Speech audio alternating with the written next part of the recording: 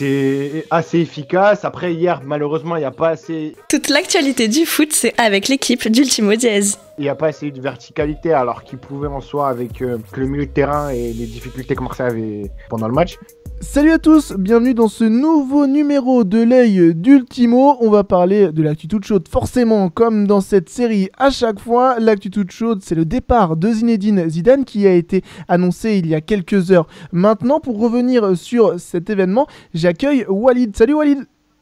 Salut à tous. On va faire un petit peu de pub tout de suite. Je vous conseille d'ailleurs l'hommage de Walid sur ultimodiez.fr à Zinedine Zidane qui est formidable, vraiment un plaisir de lire tout ça. Voilà, la petite pub est passée. On va parler maintenant des choses sérieuses, Walid. Et donc de cette annonce, il l'a annoncé ce jeudi. Il était aux alentours de 13h. On a appris une heure avant qu'il y aurait une conférence de presse en tout début d'après-midi. Zidane quitte le Real Madrid après 2 ans et demi à la tête. Moi, j'ai envie d'avoir ton sentiment, toi qui suis un petit peu tout ça. Qu'est-ce que tu t'es dit ce moment quand tu as vu que Zidane et le Real, c'était fini? Sincèrement, je pense que, bon, comme tout le monde, c'était un petit peu une surprise parce qu'on ne s'y attendait pas. Aucun média n'avait été briefé. Avec un petit peu de recul maintenant, je pense que c'est une décision qui arrive à la fois au bon moment et dans les bonnes conditions, c'est-à-dire après avoir gagné la Ligue des Champions et après l'avoir fêté aussi.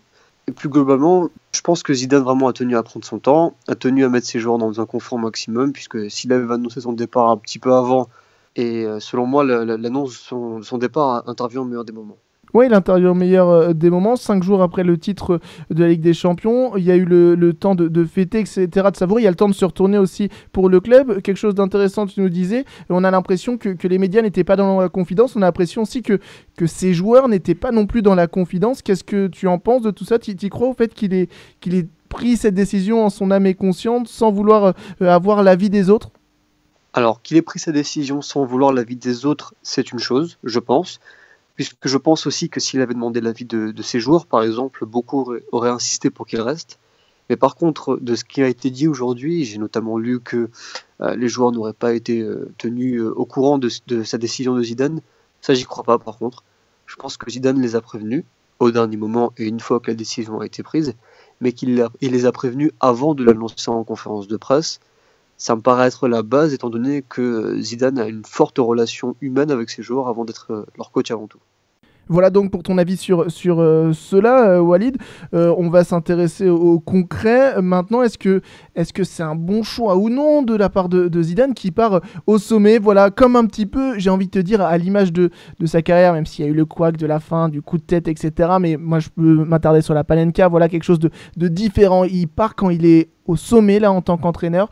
Il pouvait peut-être pas faire mieux. Qu'est-ce que tu en penses de tout ça? Alors, je suis très d'accord avec ta présentation. Zidane pouvait extrêmement difficilement faire mieux. En Liga peut-être, évidemment. Mais cette saison, déjà, il a prouvé qu'il avait un peu plus de mal sur la durée.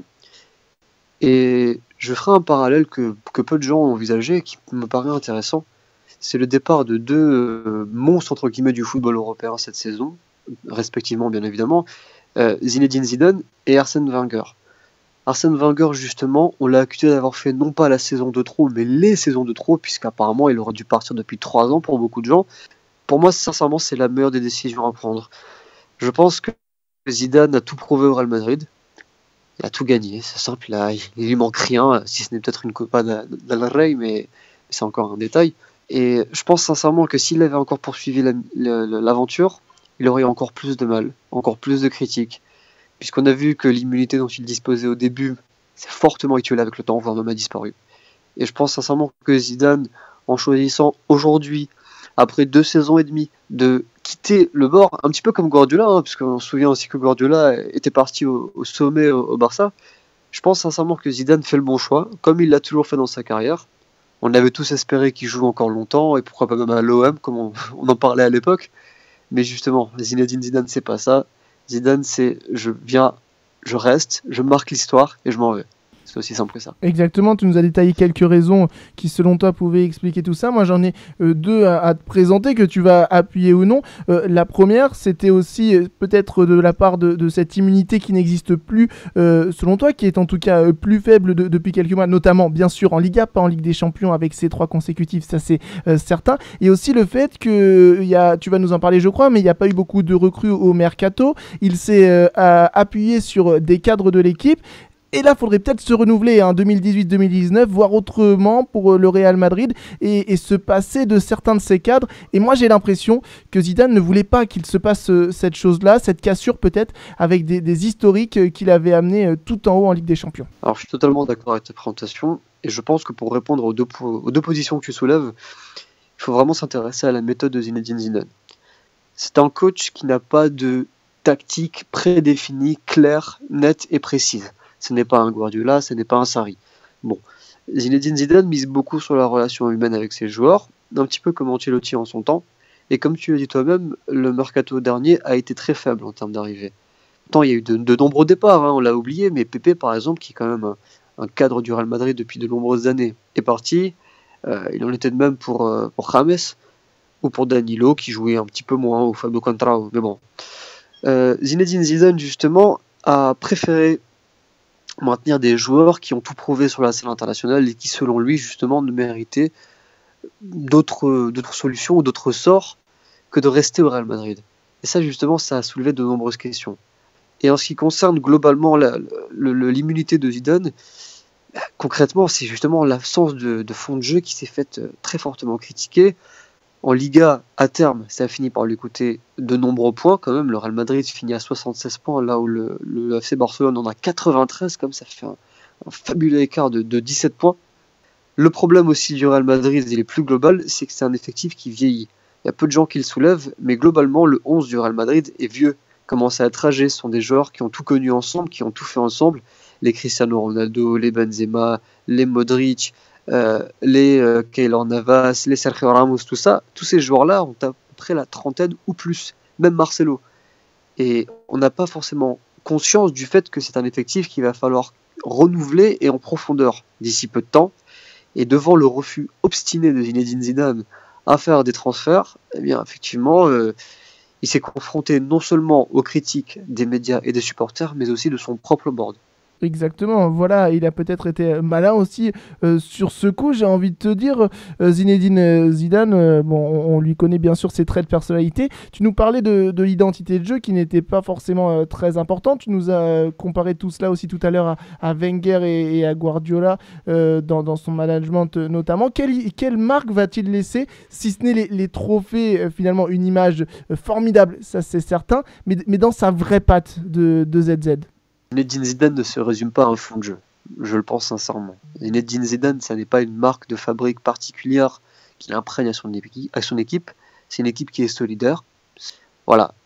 Est-ce qu'il y a un style Zidane? Je ne crois pas. Par contre, c'est sa personne elle-même qui marque le Real Madrid. Zinedine Zidane, il faut comprendre que fondamentalement, c'est un homme qui inspire de nombreuses choses.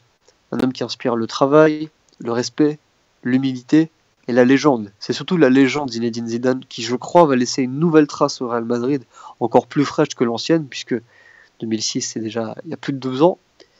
Et en tant que coach, effectivement, c'est ça qui manquera au club. Mais après, je ne crois pas que les gens se souviendront fondamentalement du fond de jeu de Zinedine Zidane. Totalement d'accord avec toi sur ce point-là. On s'intéresse maintenant à l'avenir de ZZ.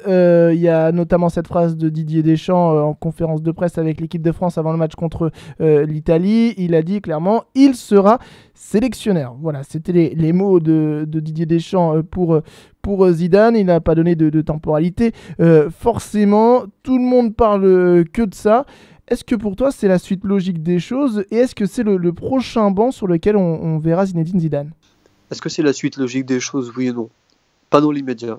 Je ne suis pas de ceux qui pensent que Zinedine Zidane devrait être sélectionneur dès à présent. Et je crois sincèrement qu'il devrait encore enchaîner avec un autre banc. Après, pour devenir sélectionneur de la France à terme, oui, pourquoi pas aussi. Mais de nouveau, il faut se rappeler que Noël Le Graët est très attaché à Didier Deschamps. Que Didier Deschamps répond à toutes les attentes de Noël Le Graët. Qu'à partir de là, tant que Didier Deschamps voudra se maintenir à ce poste et tant qu'il aura des résultats, il n'y a pas de raison particulière pour changer de sélectionneur. Zidane ou pas Zidane, malheureusement pour lui. Et s'il devait être sélectionneur, pourquoi pas? Ça pourrait être intéressant. Après, justement, il y a beaucoup de gens qui se disaient, oui, mais est-ce que ça annoncerait le retour de Karim Benzema? Très franchement, c'est une très très grosse spéculation de leur part. Et je ne crois pas, si Zinedine Zidane venait à prendre le banc de l'équipe de France, que Karim Benzema soit encore en âge de jouer en équipe de France. C'est à mon avis. Eh bien, merci beaucoup, Walid, pour tout cela sur Zinedine Zidane, qui, qu'on le sait, maintenant du Real Madrid. Et il n'aura normalement pas de banc la saison prochaine, suite au prochain numéro. Forcément, merci beaucoup, Walid. Merci à tous. Et nous, on se retrouve très prochainement pour un nouveau numéro de l'œil d'Ultimo. En attendant, allez checker tous les retours Russia, bien évidemment, qui sont en ligne. La Coupe du Monde arrive très rapidement. Et n'oubliez pas de vous abonner à la chaîne. À demain!